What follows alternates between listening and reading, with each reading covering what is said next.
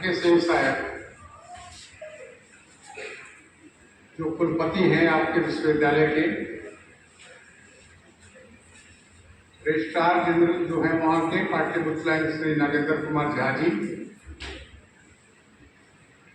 आपके डीन अरुण श्रीवास्तव साहब,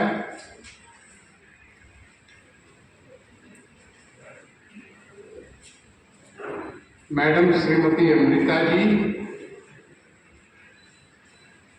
and faculty जो है इस कॉलेज के, काफी संख्या में जो छात्र बैठे हैं,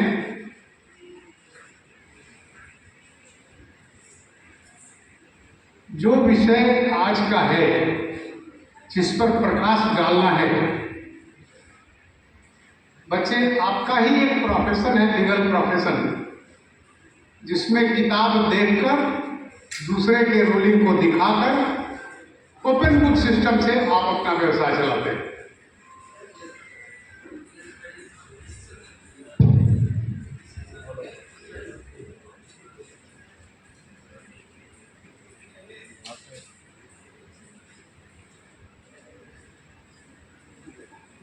बच्चे जब हम लोग विद्यार्थी थे तो वैसे आदमी से बहुत परेशान होते थे जो हमेशा पढ़ाई लिखाई की बात करे। घर में जब कोई ऐसा गार्जियन आ जाए और बच्चों को कहे कि उस विषय में क्या पढ़ा, इस विषय में क्या पढ़ा, लॉ टॉर्ट्स पढ़ा कि नहीं, नया कानून सब पढ़ा कि नहीं, तो उससे चिढ़ जाते थे लोग। ये कानून नया नया आया है आपकी संसद ने दिसंबर 23 में, जो कॉलोनियल लॉज थे,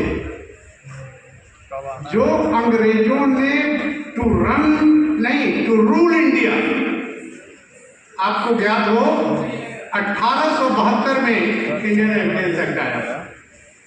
आज से कितने वर्ष हो गए? 1872 में। इंडियन पेनल कोड आया 1860 में। क्रिमिनल प्रोसीजर कोड 1973 में आया। बच्चों, आपको ये जानकर खुशी होनी चाहिए कि भारत की संसद ने, भारत के यशस्वी प्रधानमंत्री ने, यशस्वी गृह मंत्री ने हिंदुस्तान के सारे विद्वानों का, स्टेक होल्डर्स का ओपिनियन लिया इस नए कानून को बनाने से पूर्व। बच्चे आजकल इलेक्ट्रॉनिक मीडिया में बहुत ही एक्टिव होते हैं, देखते रहते हैं। आप देख रहे हैं कहीं कहीं से कमेंट्स भी आ रहे होंगे, कहीं उसकी अच्छाई की भी बात हो रही है, कहीं बुराई भी की जा रही है।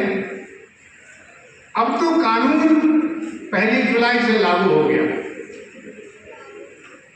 जो कानून लागू हो गया उसमें जो कठिनाई आएगी उसका संशोधन पार्लियामेंट कर सकेगा। उसका किसी को अधिकार नहीं है कि अपने से ये कहे कि ये कानून गलत है। संसद देखेगी और अपने नंबर से आप हमें उच्च न्यायालय, उच्चतम न्यायालय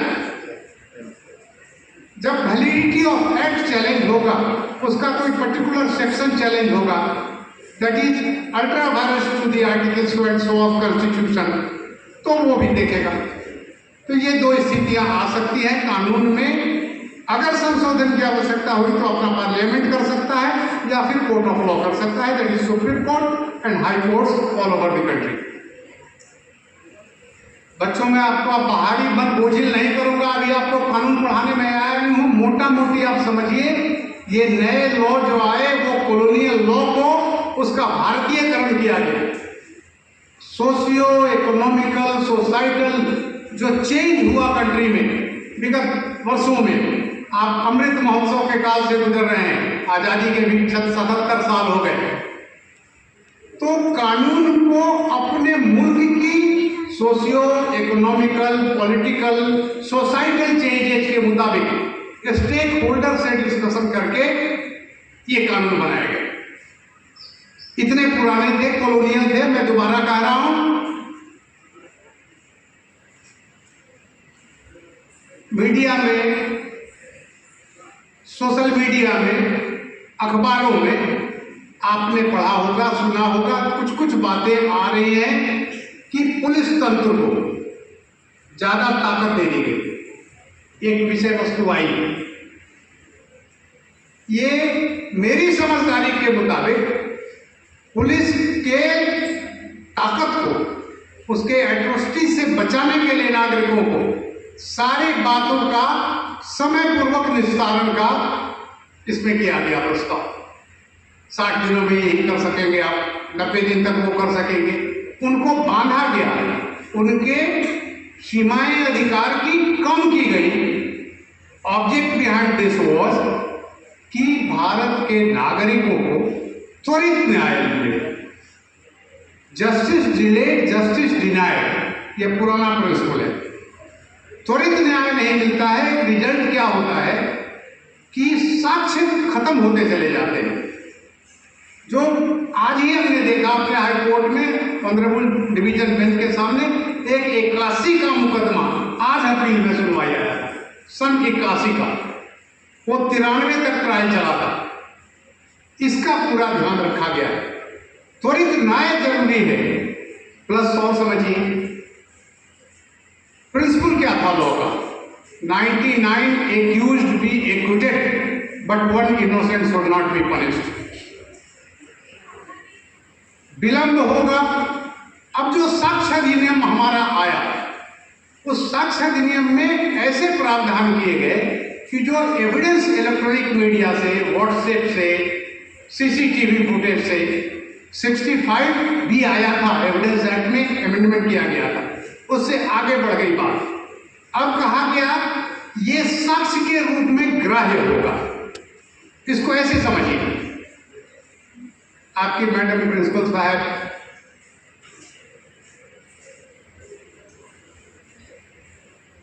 इनके पति हम लोगों के साथी थे, हमसे तो कुछ जूनियर थे, अपने हमारे न्यायालय के न्यायमूर्ति थे, बड़े ही डाउन टू अर्थ आदमी थे, कानून के वो शिक्षक भी रहे थे और बाद में न्यायमूर्ति हुए। बड़े शालीन शिक्षक की तरह जज के रूप में भी व्यवहार करते थे। ज्ञान गंगा है बच्चों, गंगा जैसी विकसित है। एक चुल्लू पियो, पवित्र हो सकती हो, बार बार डुबकी लगाओ, मन से ना लगाओ तो कुछ भी ज्ञान नहीं मिलेगा। ये अविरल धारा है। सीखना, लर्निंग इज ए प्रोसेस, सीखना होगा। अब आप साक्ष्य अधिनियम पर आइए। जो त्वरित न्याय के लिए जरूरी है वो अपने नए साक्ष्य अधिनियम में लाए गए हैं, जो हमने बताया। अब उसको ऐसे साधारण रूप से समझिए। एक घटना हुई, उसमें एक प्लेस ऑफ अकरेंस था। प्लेस ऑफ अकरेंस था देवी जी का मंदिर, बगल में पीपल का पेड़। एक गवाह ने कह दिया देवी जी के मंदिर से उत्तर, कुआं के दक्षिण। दूसरे गवाह ने कह दिया कि देवी मंदिर तो वहां था ही नहीं, वहां एक पीपल का पेड़ था। तीसरे ने और कुछ कह दिया। पीओ एस्टैब्लिश नहीं हुआ, दोषी छूट गया। अब जो नए साक्ष्य अधिनियम आए, अगर उस घटना का किसी ने वीडियोग्राफी कर लिया है, किसी ने मोबाइल से फोटो खींच लिया है, वहां कोई सीसी फुटेज में आ रहा है, तो पीओ उसी से एस्टैब्लिश हो जाएगा। पीओ वहां एस्टैब्लिश हो गया तो उस पॉइंट से दोषी नहीं छूट सकेगा। और निर्दोष कैसे बचेगा ये जानिए। अगर सीसी फुटेज में जो क्राइम कमिट हो रहा है उस समय फुटेज आ रहा है कि who are the person indulge in the crime, वो दोषी है। अब निर्दोष का भी नाम आ गया तो वो भी उस साक्ष्य का सहारा लेगा कि भाई वो सीसी फुटेज मंगाइए, उसको कोर्ट में एग्जिबिट करिए, मैं वहां नहीं था। त्वरित न्याय जरूरी है राष्ट्र के लिए, राष्ट्र की जो आज की परिस्थितियां हैं उसके लिए। इसका पूरा ध्यान हमारी पार्लियामेंट ने रखा है नए कानूनों में। बच्चों, कंपैरेटिव स्टडी आप कर लेना, किताबें आ गई हैं। मैंने किताब अभी टेबल पर भी देखी, आपके डीन साहब ने लगता है हम लोगों को मुहैया करने के लिए रखी है। आप कंपैरेटिव देख लेना, किस सेक्शन का कंपैरेटिव सेक्शन क्या है। Law is nothing but a strong common sense, और what you know is easy, what you don't know is hard. Simple है, इसलिए जानने की कोशिश करनी है। अब आप समझिए क्रिमिनल प्रोसीजर कोड। ये जो आलोचना हो रही है नए कानूनों की, मैं उनको उत्तर देना चाहता हूं।